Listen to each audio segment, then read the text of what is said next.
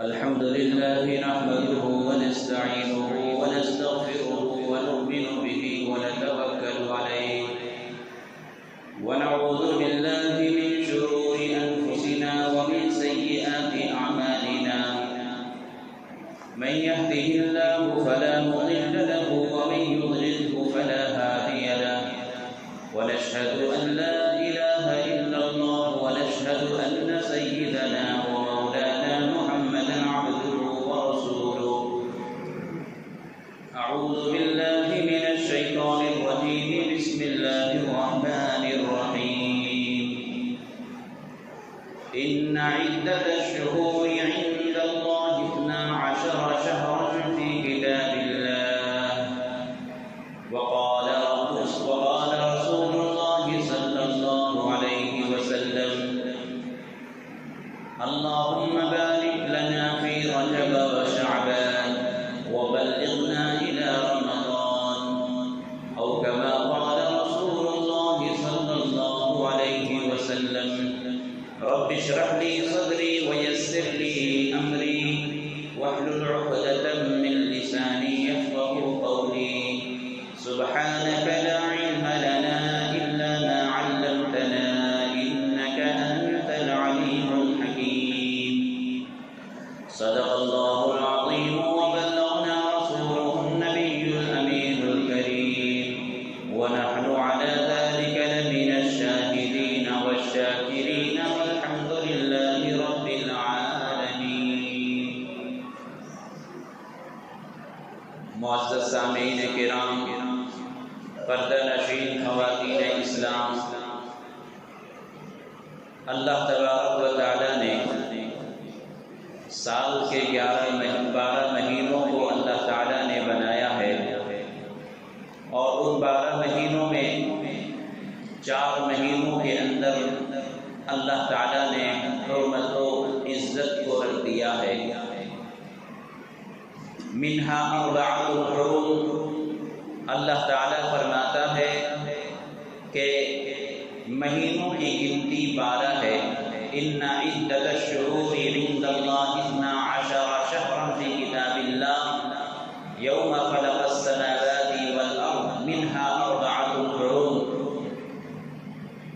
اس آیت کا خلاصہ یہ ہے کہ سال کے جو 12 مہینے ہیں ان 12 مہینوں کو اللہ تبارک و تعالیٰ نے پیدا کیا ہے اور ان 12 مہینوں میں 4 مہینے حرمت والے مہینے قرار دیے گئے.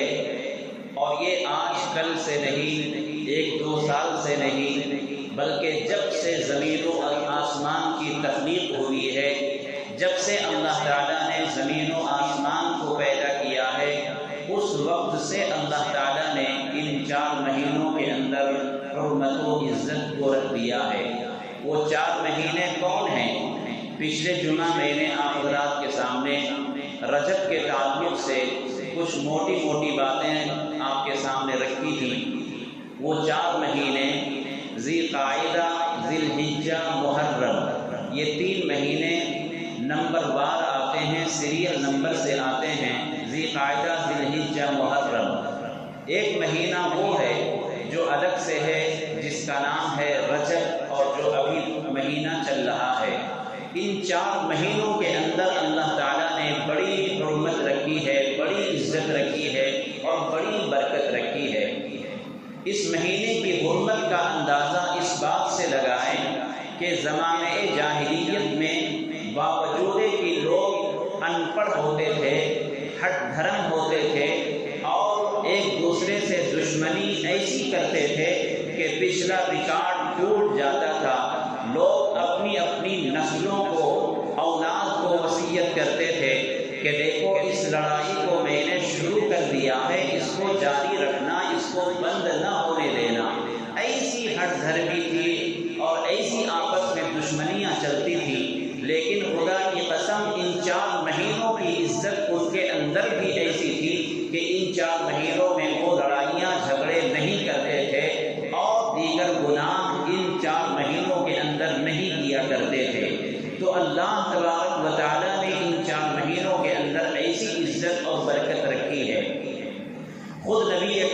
صلی اللہ علیہ وسلم جب رجب کے مہینے میں داخل ہوتے تو آپ دعا فرماتے تھے کہ اللہم بارک لنا فی رجب و شعبان وبلغنا الی رمضان، کہ اے میرے اللہ مجھے رجب اور شعبان کے مہینے میں برکت عطا کرنا اور رمضان تک میری زندگی کو دراز کرنا۔ تو ان 4 مہینوں کے اندر اللہ تعالیٰ نے بڑی حرمت رکھی ہے، بہت عزت رکھی ہے، بہت برکت رکھی ہے۔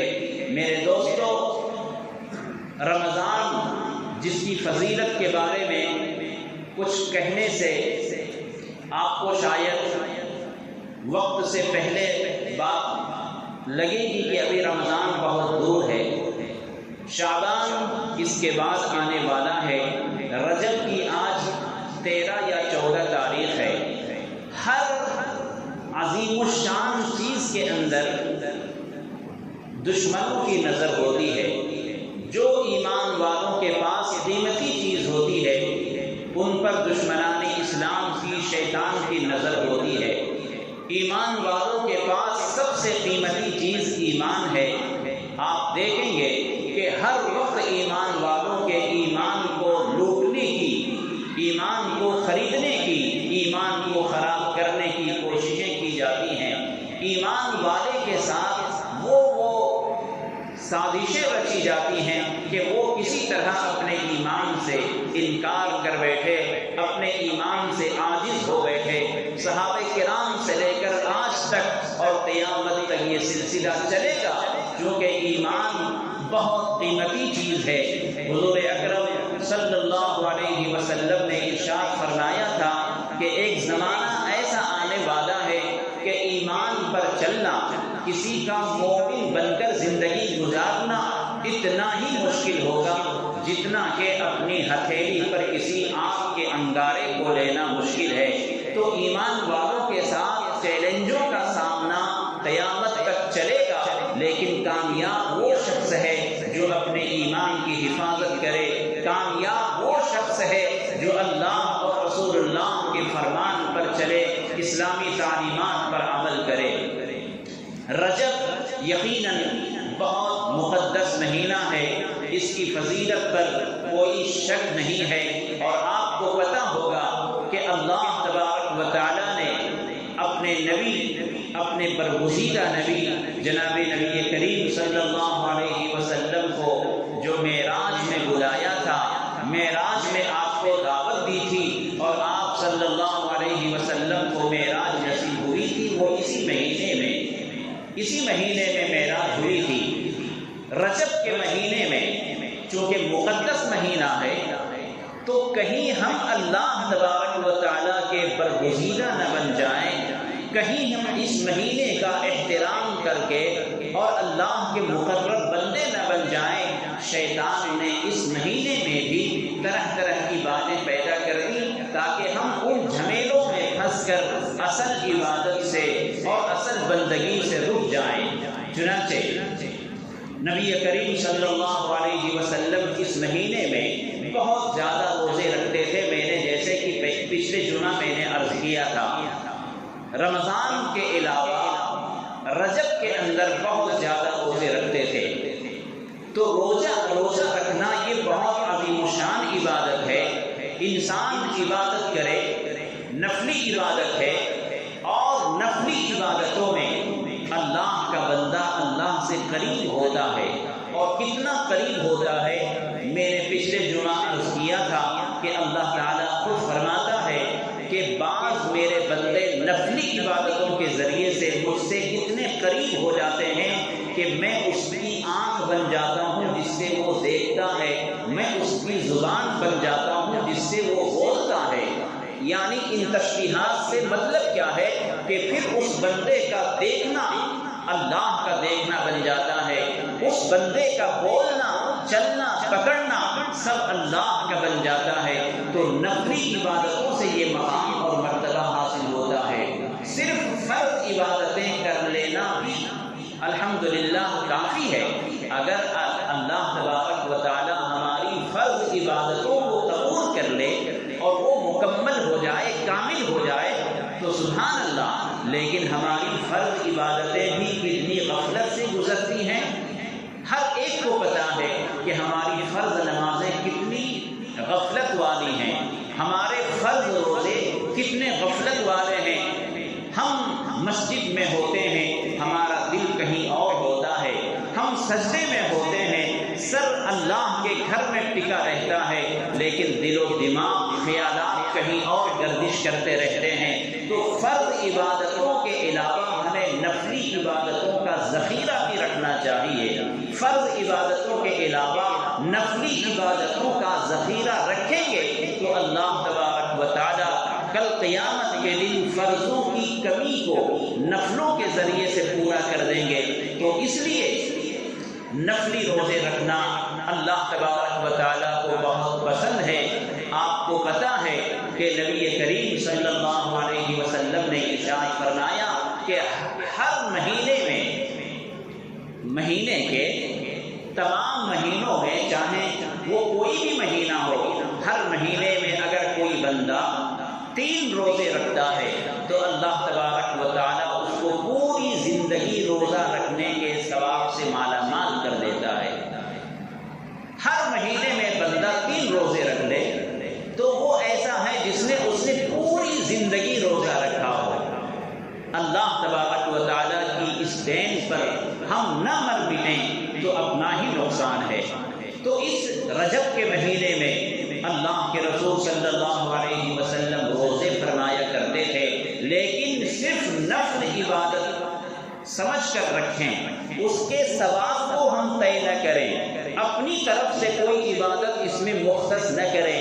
اگر ہم نے اپنی طرف سے کوئی روزے کا ثواب طے کر لیا کہ 1 روزہ رکھیں گے تو اتنا ثواب ہوگا، 1 روزہ رکھیں گے تو یہ اس کی برکت ہوگی، یہ اللہ تبارک و تعالیٰ کے دین میں مداخلت ہوگی اور حضور صلی اللہ علیہ وسلم کی شریعت میں کی خلاف ورزی ہوگی۔ تو اس لیے اس رجب کے مہینے میں ہم اپنے آپ کو تیار کریں، ہم اپنے آپ کو اللہ کی رضا کے لیے، اللہ کی خوشنودی کے لیے وہ کام کریں جو اللہ تبارک و تعالیٰ چاہتا ہے، ورنہ دیگر مہینوں کی طرح ہم نے اس رجب کے مہینے کو گزار دیا تو بڑا نقصان ہوگا، بڑی ناقدری ہوگی۔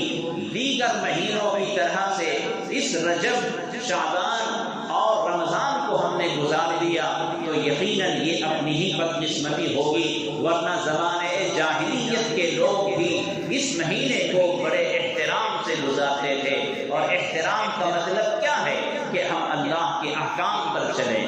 اللہ تبارک و تعالیٰ نے جو تعلیمات دی ہیں، شریعت کی روشنی میں جو ہمارے اوپر احکام مقرر ہیں، ان احکامات پر چلیں۔ لیکن میرے دوستو، ہر عظیم الشان اور قیمتی چیز پر شیطان کی نظر ہوتی ہے، شیطان اس میں طرح طرح کی باتیں داخل کر دیتا ہے۔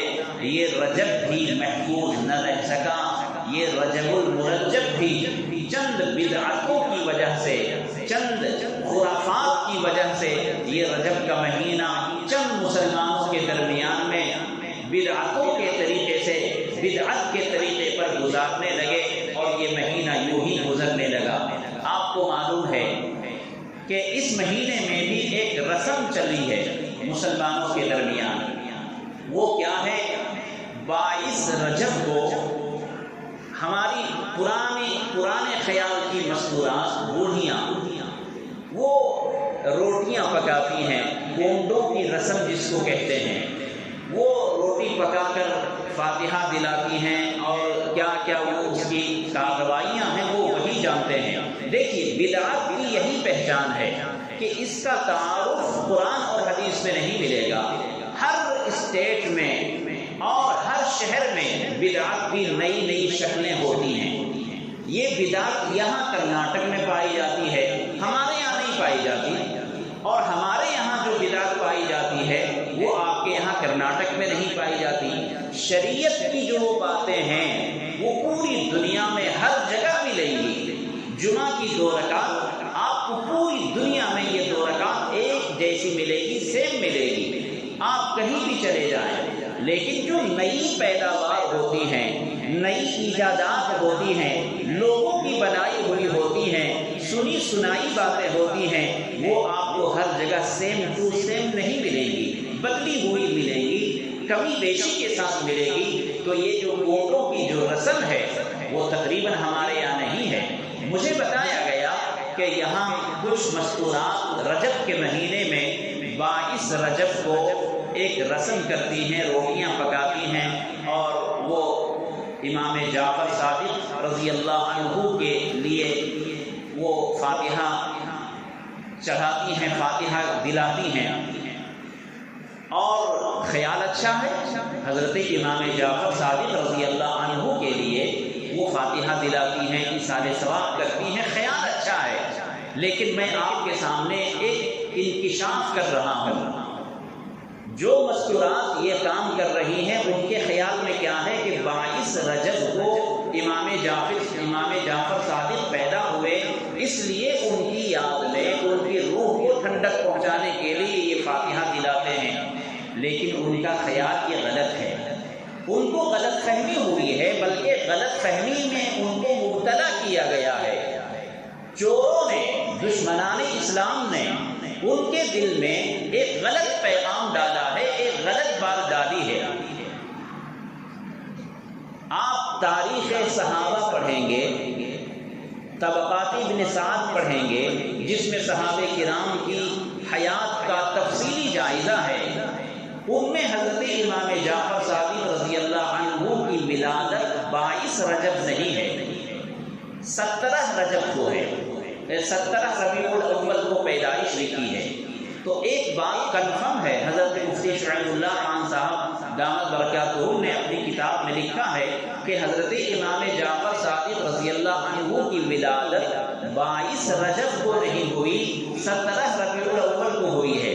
لیکن ہماری مسلمان عورتوں کے ذہن میں یہ بات ڈالی گئی کہ 22 رجب کو وہ پیدا ہوئے ہیں۔ اچھا، اس میں سازش کیا ہے؟ دراصل حضرت امام جعفر صادق رضی اللہ عنہ کا نام لے کر مسلمانوں کو ورغلایا گیا، محبت میں کھڑا کیا گیا کہ آپ ان کے نام پر فاتحہ دلائیں۔ امام جعفر صادق ہمارے امام ہیں، ان کے نام پر فاتحہ دلائیں۔ نام ان کا استعمال کیا گیا، لیکن مقصد کچھ اور تھا۔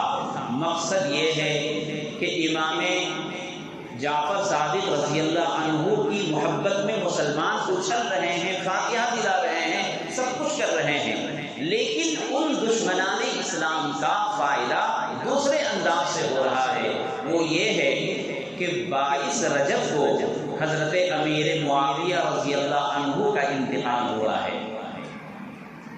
22 رجب کو حضرت امیر معاویہ رضی اللہ عنہ کا انتقال ہوا ہے، تو ان کی خوشی میں ایک برادری ہے جن کا نام میں بارہا لے لیتا ہوں، شیعہ برادری۔ ان حضرات کو حضرت امیر معاویہ رضی اللہ عنہ کے انتقال پر خوشی ہوئی تھی، اور خوشی کی ہوئی تھی، اصل میں ہم اسلام کی تاریخ کا مطالعہ نہیں کرتے۔ زمانہ اتنا ہم مصروف ہو گیا ہے، ہم اتنے کاموں میں جکڑ لیے گئے ہیں کہ کسی بھی تاریخ کے واقعے کو بیان کیا جائے تو ہمیں شاید سمجھ میں نہ آئے جب تک بیک گراؤنڈ نہ بیان کیا جائے۔ شیعہ حضرات حضرت امیر معاویہ رضی اللہ عنہ کے انتقال پر جشن کیوں مناتے ہیں؟ اتنا اگر کہہ کر میں گزر جاؤں تو شاید آپ کو پتہ نہ چلے، تھوڑا سا بتاتا ہوں۔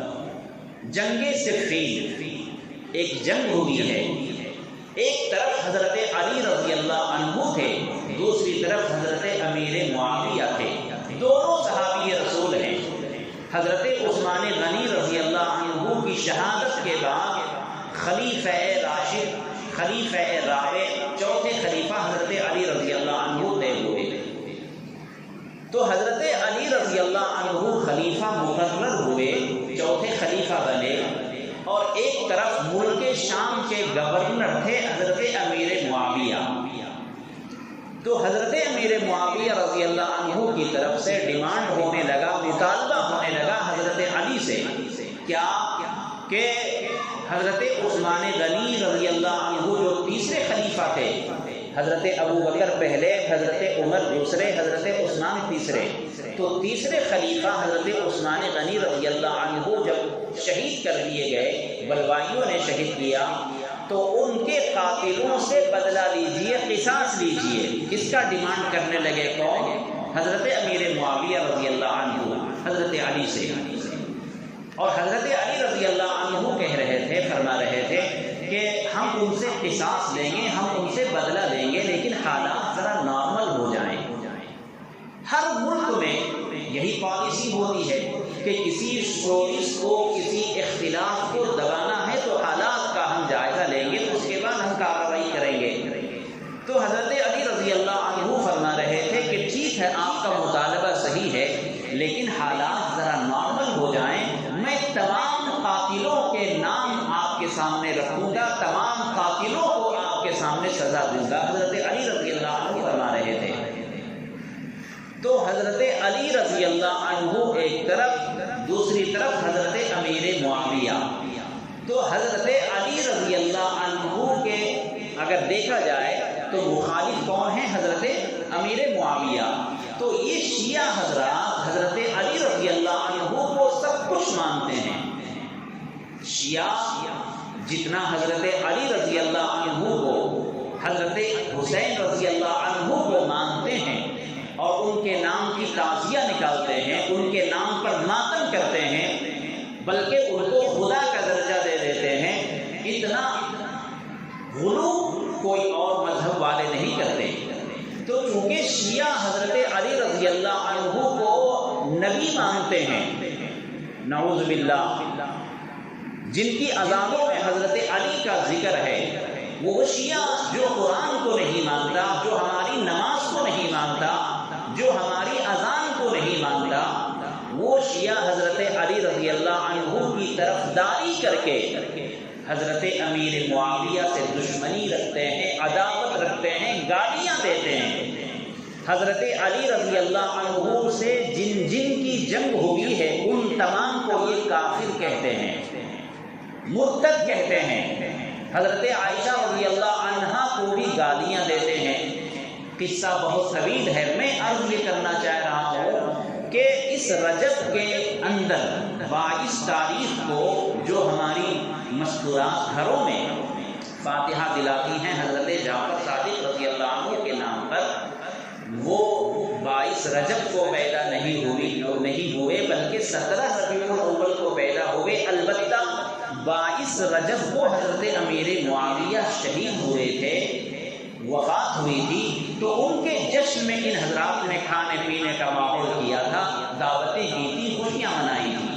تو یہ ہے حقیقت، اس کو سمجھنا چاہیے۔ اور یہ ایسا ہی ہے جیسے کفار و مشرکین جب قرآن کریم نازل ہوتا تھا، اللہ کے نبی علیہ الصلاۃ والسلام صحابہ کرام کو پڑھ کر سناتے تھے، تو بعض صحابی حضور صلی اللہ علیہ وسلم سے فرماتے تھے، انظر یا رسول اللہ۔ نبی کریم صلی اللہ علیہ وسلم کے لیے راعینا ایک لفظ آتا ہے، راعینا، اس کا مطلب ہے کہ اے اللہ کے رسول، آپ میری طرف متوجہ ہوں، آپ میری رعایت فرمائیں، جو آپ فرما رہے ہیں وہ دوبارہ فرما دیں تاکہ میری سمجھ میں آ جائے۔ بیان کے درمیان میں کوئی صحابی ایسا کہتے تھے کہ اے اللہ کے رسول، راعینا، میری طرف آپ متوجہ ہوں، میری رعایت فرمائیں، آپ اپنی بات کو دوبارہ فرما دیں تاکہ ہم سمجھ جائیں۔ تو راعینا ایک لفظ ہے۔ صحابہ کرام اس لفظ کے ذریعے سے حضور صلی اللہ علیہ وسلم اپنے مقصد کے لیے، اپنی ضرورت کے لیے اللہ کے رسول کے سامنے راعینا کہتے تھے۔ لیکن جو منافقین تھے، جن کے دل میں ایمان نہیں تھا، جن کے دل میں کفر چھپا ہوا تھا، وہ اللہ کے رسول صلی اللہ علیہ وسلم کا استہزاء کرتے تھے، مذاق اڑاتے تھے، اور اسی لفظ کو راعینا کہہ کر پکارتے تھے۔ لفظ ایک ہی ہے، مومنین اور صحابہ راعینا کہتے تھے، جس کا مطلب یہ ہوتا تھا کہ اے اللہ کے رسول، آپ میری رعایت فرمائیں، آپ اپنی بات کو دوبارہ فرما دیں تاکہ میری سمجھ میں آ جائے۔ اچھی بات ہے، لیکن اسی لفظ کا منافقین استعمال کرتے تھے تو غلط ارادے سے، غلط نیت سے کرتے تھے۔ اللہ تبارک و تعالیٰ تو علیم بذات الصدور ہے۔ جب منافقین اس لفظ کو کہتے تھے تو اس کا ترجمہ یہ ہوتا تھا کہ اے چرواہے، اے میرے چرواہے، چرواہے کا مطلب ہوتا تھا، اور مومنین جب کہتے تھے تو اس کا مطلب ہوتا تھا کہ اے اللہ کے رسول آپ میری رعایت فرمائیں۔ جب اس لفظ سے کنفیوژن ہونے لگا اور اس لفظ کو دو معنوں میں استعمال ہونے لگا، منافقین دوسرے معنی میں استعمال کرنے لگے، تو اللہ تبارک و تعالیٰ نے اس لفظ کو کہنے سے ہی منع کر دیا اور فرمایا یا ایھا الذین آمنوا لا تقولوا راعنا وقولوا انظرنا۔ اللہ اکبر۔ اللہ تبارک و تعالیٰ فرماتا ہے کہ اے ایمان والو، جب تمہیں اپنے نبی کو کہنا پڑے کہ اے اللہ کے رسول میری طرف متوجہ ہوں، میری رعایت فرمائیں، تو لا تقولوا راعنا، راعنا مت کہو، وقولوا انظرنا، اور کہو انظرنا، اے میرے اللہ کے رسول، اے میرے نبی آپ میری طرف متوجہ ہوں، میری طرف آپ نظر کریں، میری طرف آپ دیکھیں۔ تو راعنا جو لفظ تھا، اس لفظ سے اللہ کے نبی علیہ السلام کو غلط معنی میں منافقین پکارتے تھے، اللہ تعالیٰ نے اس کو منع کر دیا۔ تو میرے دوستو، اس آیت کی روشنی میں آج ہم آپ کے سامنے یہ عرض کرتے ہیں کہ اونٹوں کی جو رسم ہے، تم حضرت امام جعفر صادق رضی اللہ عنہ کی محبت میں فاتحہ دلاتے ہو، رسم کرتے ہو، دعوتیں کرتے ہو، لیکن وہ ان کے لیے نہیں ہو رہا ہے، بلکہ حضرت امیر معاویہ رضی اللہ عنہ کی روح کو تکلیف پہنچتی ہے۔ تم ان کی وفات پر ایک طرح سے جشن منا رہے ہو، جو شیعوں کی طرف سے یہ پھیلائی گئی ہے اور شیعوں کا یہ پروپیگنڈا ہے۔ اس لیے دشمنان اسلام کی سازشوں کو سمجھنا ضروری ہے۔ اور آپ کو پتا ہے کہ شیعوں کے مذہب میں ایک اہم بات تقیہ ہے۔ تقیہ کا مطلب آتا ہے چھپانا۔ ان کے مذہب کو 100% آپ سمجھ نہیں سکتے، وہ بتائیں گے بھی نہیں۔ ان کے یہاں بعض باتیں ایسی ہوتی ہیں جو وہ چھپا کر رکھتے ہیں، وہ اوپن نہیں کرتے۔ جب آپ پوچھیں گے تو وہ کہیں گے ابھی نہیں بتائیں گے، جب آپ کے اتنے سال ہو جائیں گے، جب آپ میرے بڑے علامہ سے ملیں گے، میرے بڑے گرو سے ملیں گے، تب یہ بات آپ کو وہ بتائیں گے۔ ہمارے یہاں اسلام اوپن ہے، اسلام اوپن کتاب ہے، قرآن اوپن ہے، کھلی ہوئی کتاب ہے۔ جو چاہے جس طرح سے چاہے، جس مسئلے کو چاہے وہ سمجھ سکتا ہے۔ ہمارے یہاں کوئی چھپانے کی چیز نہیں ہے۔ ان کے یہاں تقیہ ایک لفظ ہے، اس تقیہ کے ذریعے سے وہ اپنے مذہب کی بعض باتوں کو چھپاتے ہیں۔ تو اس لیے ممکن ہے یہاں کہ شیعوں نے فاتحہ امام جعفر صادق رضی اللہ عنہ کے نام پر دلانے کے لیے اس نے اس سازش کو چھپا رکھی ہو اور اس بات کو چھپا رکھی ہو کہ اسی دن حضرت امیر معاویہ بھی شہید ہوئے تھے، وفات پائی تھی، تو اس لیے یہ جشن بھی ہو جائے۔ تو میرے دوستو، دشمنان اسلام کی سازشوں کو سمجھنے کی کوشش کریں۔ بہرحال یہ رجب کا مہینہ ہے، اللہ تبارک و تعالیٰ نے اس مہینے میں اپنے آخری نبی جناب نبی کریم صلی اللہ علیہ وسلم کو معراج عطا فرمائی تھی، اور معراج آپ کو پتہ ہے کہ کسی بھی نبی کو اللہ تعالیٰ نے معراج نہیں عطا فرمائی۔ جس کو ضرورت پڑی اللہ تبارک و تعالیٰ نے حضرت جبریل کو بھیجا۔ جس نبی سے بات کرنے کی ضرورت پڑی اللہ تعالیٰ نے ایک مقام متعین فرمایا، کوہ طور کو متعین فرمایا اور کہا کہ اے موسیٰ آپ وہاں آئیں، آپ سے بات ہوگی۔ لیکن آخری نبی جناب نبی کریم صلی اللہ علیہ وسلم کی یہ فضیلت ہے، یہ آپ کا مقام اور مرتبہ ہے، اللہ کے نزدیک آپ کی وہ محبوبیت ہے کہ اللہ تعالیٰ نے آپ کو اپنے پاس بلایا اور معراج میں آپ کو جو تحفے عطا فرمائے وہ تحفہ ہم ایمان والوں کے لیے باعث معراج ہے۔ الصلاۃ معراج المومنین، اللہ کے رسول صلی اللہ علیہ وسلم تشریف لائے وہ ہم سب کے لیے ایمان والوں کے لیے معراج ہے۔ گویا اللہ کے نبی علیہ السلام تشریف لے گئے اللہ سے ملاقات کے لیے، اللہ سے ہم کلامی سے مشرف ہو کر تشریف لائے، تو وہاں سے یادگار تحفہ جو ہمارے لیے لائے وہ نماز کی شکل میں ہے۔ اگر کوئی بندہ نماز پڑھتا ہے تو گویا اس ایمان والے کی معراج ہوئی ہے۔ اگر کوئی نماز پڑھتا ہے تو وہ معراج کو اپنے اندر محسوس کرتا ہے۔ تو اس لیے نمازوں کی پابندی کریں۔ روزے جو نفلی روزے ہیں اس روزے کے اندر بھی آپ کو حصہ لینا چاہیے۔ بہت سے ہمارے مسلمان نوجوان رمضان کے روزے میں غفلت کرتے ہیں، نفلی روزے میں دلچسپی لیتے ہیں، یہ غلط بات ہے۔ نفلی روزے یقیناً آپ رکھیں، لیکن جو فرائض ہیں، فرض روزے ہیں، ان کی پابندی تو ضروری ہے۔ اگر آپ رمضان کے روزے نہیں رکھتے اور آپ دیگر مہینوں کے روزے رکھتے ہیں تو ثواب جو ملنا ہے وہ تو ملے گا، لیکن رمضان کے روزے کی قضا آپ کے لیے لازم ہے اور ضروری ہے۔ اگر آپ نہیں رکھے تو قیامت کے دن آپ کی پکڑ ہوگی۔ اس لیے رجب کا روزہ ہو یا شعبان کے روزے ہوں یا کسی بھی مہینے کے روزے ہوں، آپ یقیناً یہ روزے تو رکھیں ضرور، لیکن رمضان کا روزہ جو فرض ہے وہ ہر حال میں رکھنا ضروری ہے۔ حضرت انس رضی اللہ عنہ فرماتے ہیں کہ جس نے رجب کے اندر 3 روزے رکھے اسے 9 سال روزے رکھنے کے برابر ثواب ملے گا۔ حضرت انس رضی اللہ عنہ فرماتے ہیں کہ اگر کسی نے رجب کے اندر 3 روزے رکھے تو ان کو 9 سال روزے رکھنے کے برابر ثواب ملے گا۔ اور خود وہ فرماتے ہیں کہ میرے یہ دونوں کان بہرے ہو جائیں اگر میں نے یہ حدیث حضور سے نہ سنی ہو۔ اللہ اکبر۔ تو رمضان کے روزے یقیناً آپ رکھیں گے، لیکن اگر آپ کے اندر طاقت ہے، استطاعت ہے، موقع ہے تو آپ نفلی روزے بھی رکھیں۔ نفلی روزے کے بارے میں ایک مسئلہ یاد رکھیں کہ نفلی روزے رکھنا آپ پر ضروری نہیں ہے، لیکن اگر آپ نے رکھنا شروع کر دیا، سحری کر لی آپ نے اور روزہ اسٹارٹ ہو گیا تو اب پورا کرنا ضروری ہے۔